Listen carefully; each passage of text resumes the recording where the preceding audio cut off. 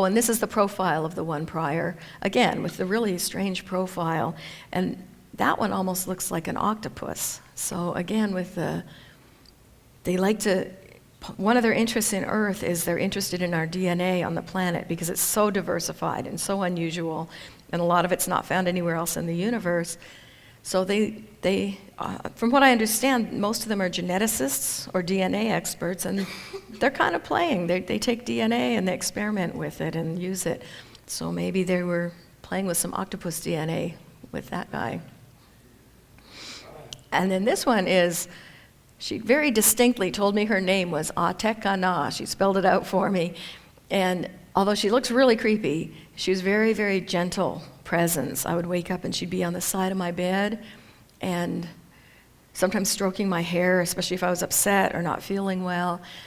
And she's pure white, transparent, ghost-like, could be mistaken for a ghost, I would think. And one of the times when she visited me, she has these beautiful lips, and she went like this to show these teeth, and they were like these horrible shark teeth. And I kind of gasped and panicked, and so she shut her mouth real fast. But I got the sense that she was really proud of those teeth, like she had been working with some shark DNA maybe, or bear DNA, and wanted to show me, look, I made teeth. Because I don't think they need teeth. I don't think they eat the way we do. They don't have digestive systems like we do, but they're having fun with it. They see life more as a game and have fun and relax and play with it. And I think that's part of the reason they come and show me these things, because I tend to take things too seriously a lot of the time. And that's part of, as I've been learning not to be so afraid, they've been learning ways to approach me and other humans that don't scare us so much. And by doing things like that, maybe something silly, it can maybe lessen our fear a little bit, because laughter can sometimes make you feel less afraid. And then there was this one, Kaisos, who always calls herself Kaisos of the future. And I know they have a way of traveling in time, but they haven't imparted too much of that knowledge to me. But this one is a little being about 2 or 3 feet tall, and she's very mischievous and playful and looks like a monkey or a cat, and has told me her interest lies with the plants and the trees of Earth, and she's very interested right now because we're doing clear cutting of the forests and destroying the environment, and she's trying to work with that.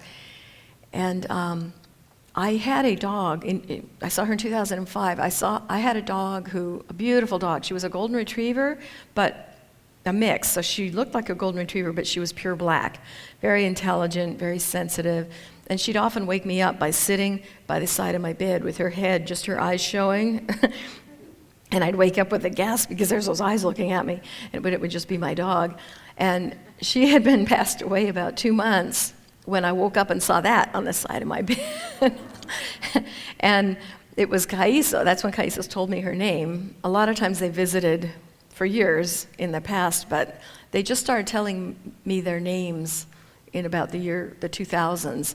And before that, I would always ask, what's your name? What's your name? Because it's a human thing. If you can put a name to something, it kind of compartmentalizes it or explains it, and then it's easier to accept a little bit. And they would tell me the names are not important. The messages are what's important.